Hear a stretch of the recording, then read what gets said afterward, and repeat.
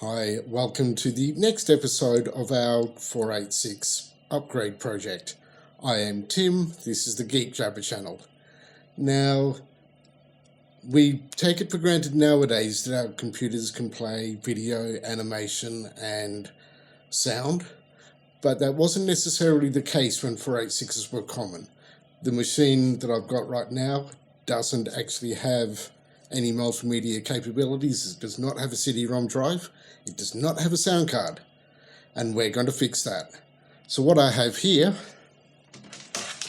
is an old period correct sound card. So this is a Sound Blaster compatible card. And a CD-ROM drive. Now, this is not period correct. This is towards the end of the CD-ROM drive's life, before they went to DVD drives. But it's going to be a useful upgrade anyway. Basically, getting a period correct CD-ROM drive nowadays is going to be an episode in futility. So I'm not even going to bother trying, but we'll start first with installing the CD-ROM drive. So let's take a cut here, pull out that utter useless piece of crap that is the 5¼ inch drive and replace it with something a bit more useful. Okay, so here we are. This is going to come out. This is our 5¼ inch drive and we're going to get underway.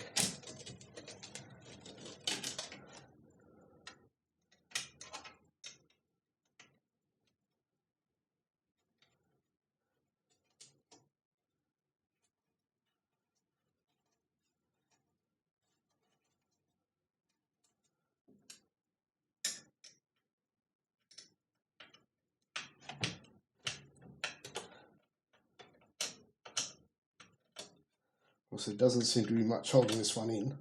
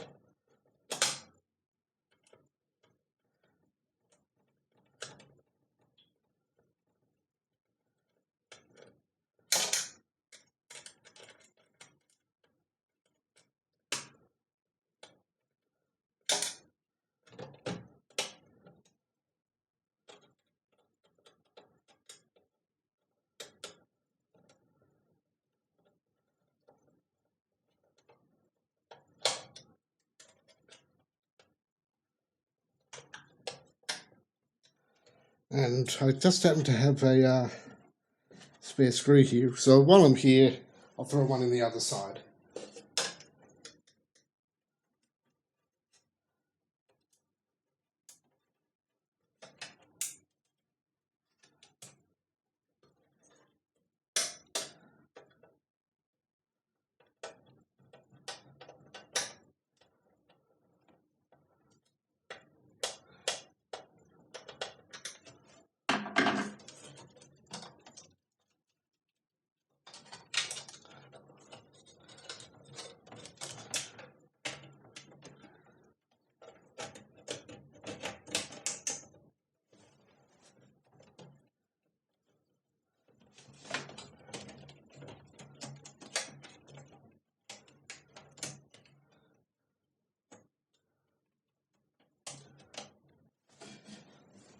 Okay, so now that that's in, let's do the challenge now of installing the software for it.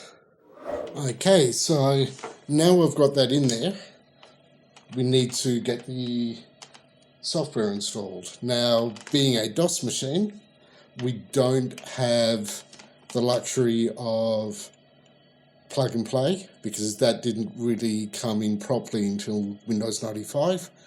So we basically have to configure it all manually. Now I've kind of cheated a little bit. I've grabbed the driver from the Windows 95 boot CD or boot disk, and we're going to be stealing the syntax from that and using that to install the CD-ROM drive under DOS. So first, we need to come in here and add a line here to the actual driver.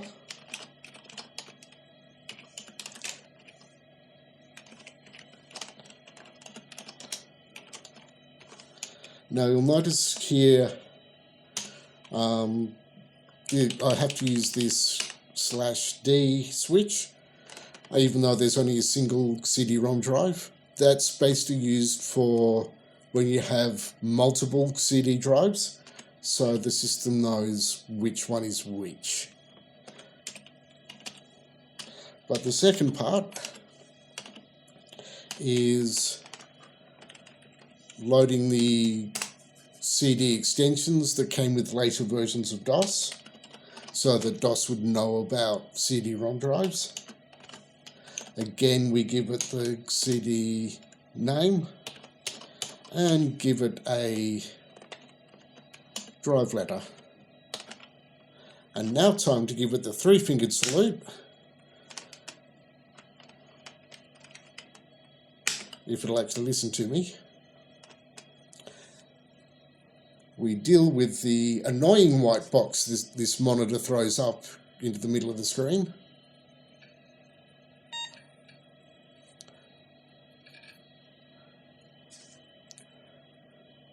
And we just see if this works.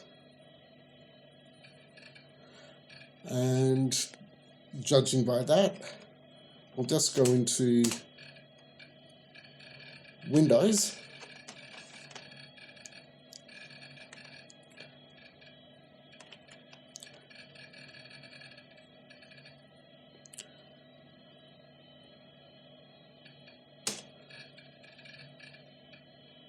And we now have, it's a little bit tricky to see, so I'll just knock down the exposure a bit. But you'll see up the top there, an A drive, a C drive, and a D drive. So far, that means everything has installed properly for the CD-ROM drive. That's task 1 done. So let's switch back to the open machine and do part 2, which is installing the sound card. Okay, so we're back over this side now, and I'm not quite sure how well this footage is going to turn out, but we're going to give it a go. We've got the sound card, and we'll just start throwing it in.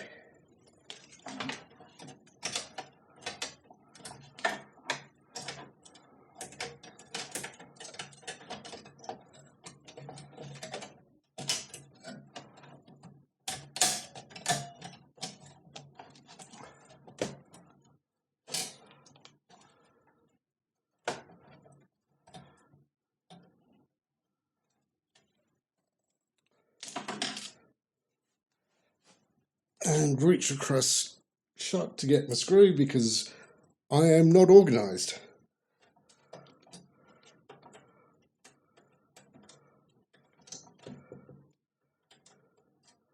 And of course I'll pick up the one that doesn't fit, don't I? So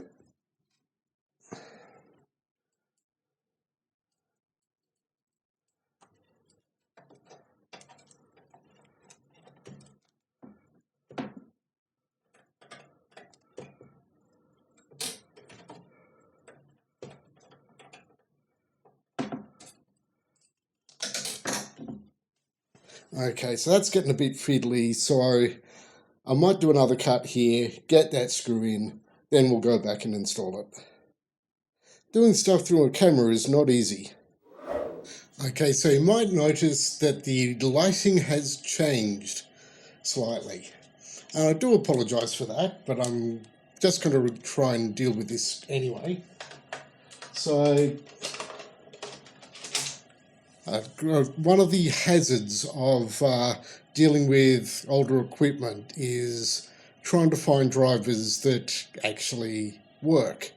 And I've spent the last 2 or 3 hours trying to get this particular device configured, the drivers loaded, and I've just been fighting with it. No matter what I do, I can't get the damn thing to work. I'm giving one more opportunity now. I've been directed to some drivers that are specific for this card. So we'll give one more chance with this and we'll see how we go. So doing the old loading from floppy.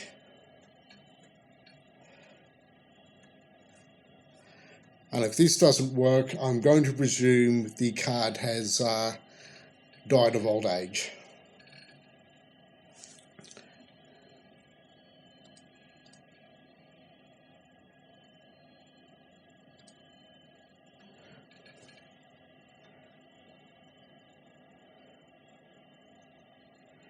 And it's trying to do something.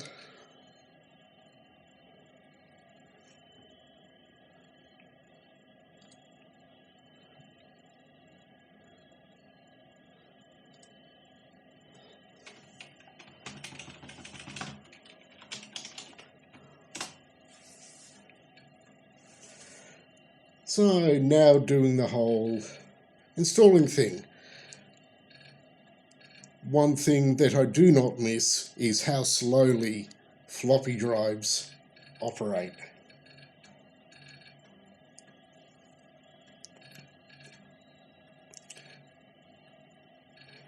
I do like with this one though that you do get down the bottom here.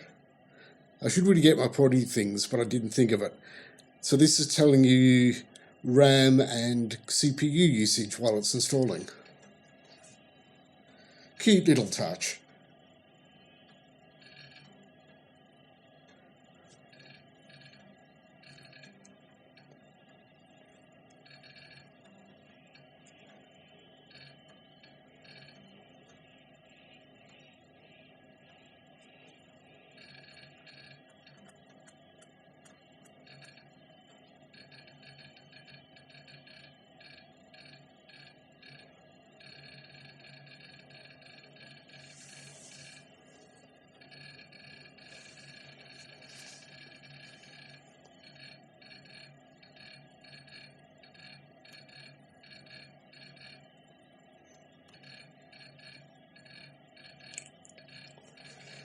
It's setting everything up, apparently.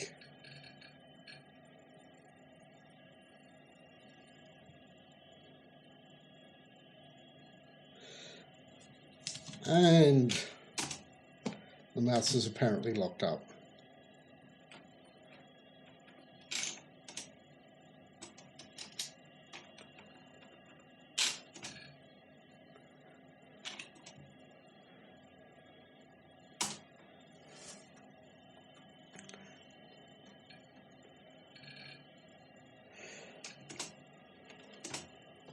So this is the moment of truth. It's installed the software. It's now trying to do the driver. The sensible thing would have been to do the other way round, but apparently not. They want to do it this way.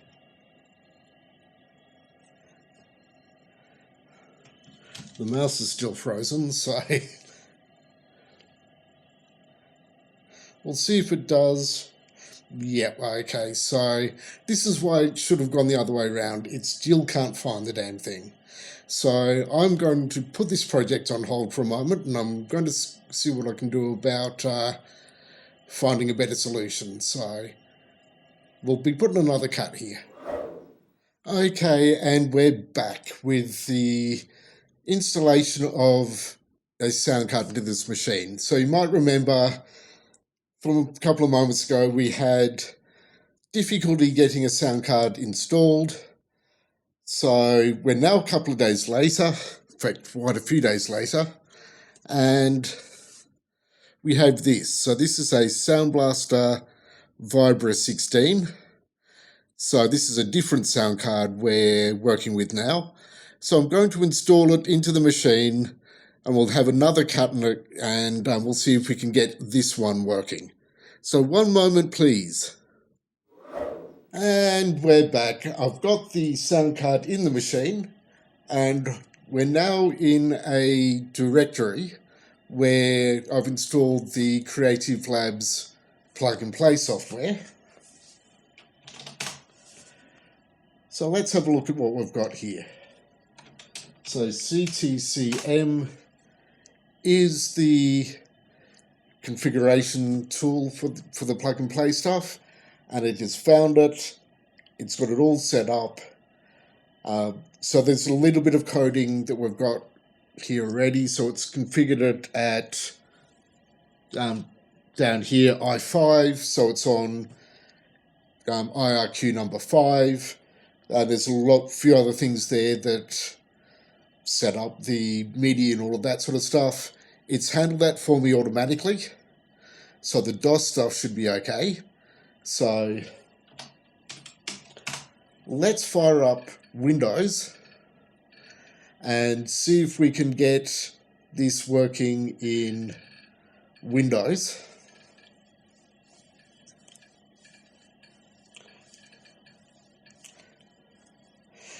It already looks like we've got more progress on this already, so that's a good sign. I'll just drop the contrast on that slightly.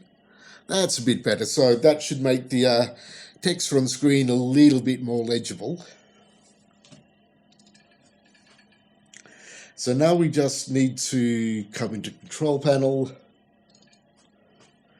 Drivers. In this case, I have already downloaded stuff from the Sound Blaster website. They still actually have DOS drivers and Windows drivers for all their old stuff. So I'm going to use that over the Windows stuff. So we want an unlisted or updated driver. And I've just thrown everything into the... Okay, so that might not work for Windows, so let's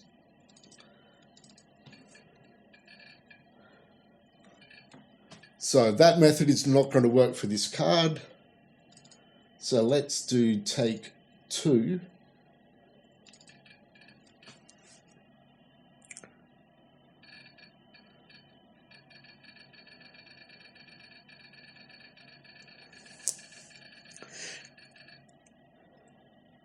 Okay, so Windows install is going to be a little trickier than I thought.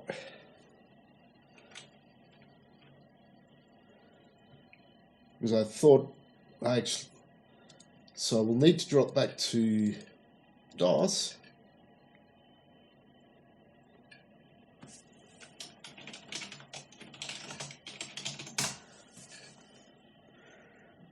And of course, we've got that silly white box again. I really need to work out a way of dealing with that. It's basically complaining because it's expecting 1080p and I'm feeding it a text mode. So it's telling me down the bottom, enter to continue. And do a bit of basic directory management.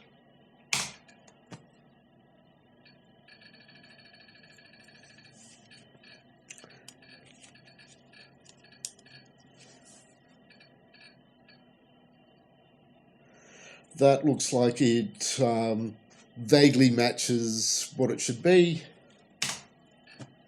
it's all plug and play, so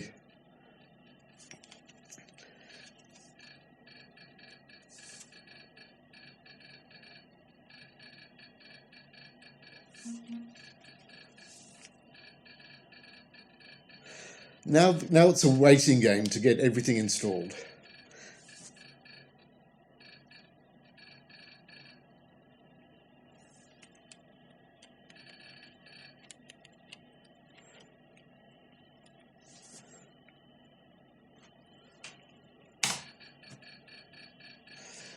So it's now just throwing in everything that it wants to with the startup files.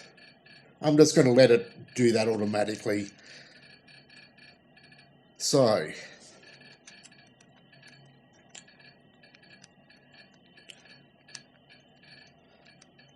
this is always the way with this thing.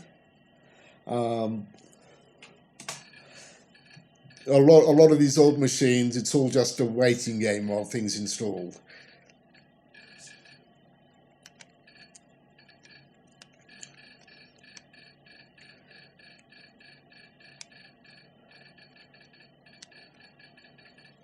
So it's analyzing stuff, which is good. Whoever thought that Microsoft would be open to having their stuff analyzed?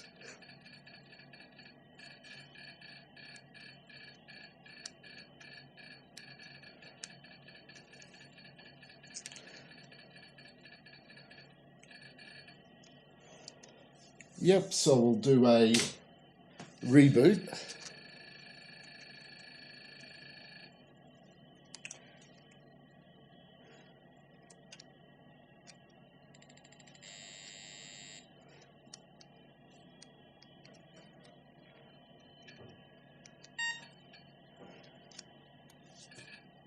And now you get to see this machine start up. Windows has detected that you've moved your mouse. Please restart your computer for these changes to take effect.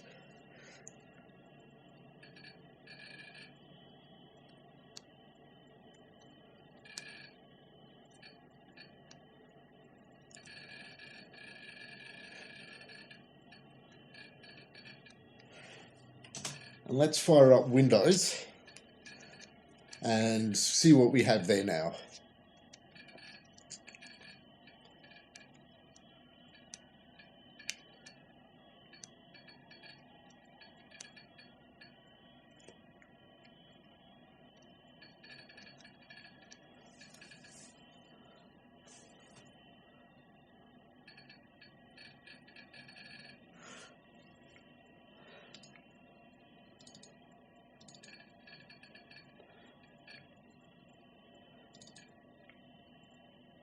Okay, so we now have a creative drivers in there. So I'll take another cut here. I'll just grab some headphones for the moment and we'll see if this stuff works. One moment, please. And we're back. And I've gone one further. Instead of getting headphones, I've managed to dig out some old speakers that I'll need for a future video. So I've got them hooked up. We'll see if this now works.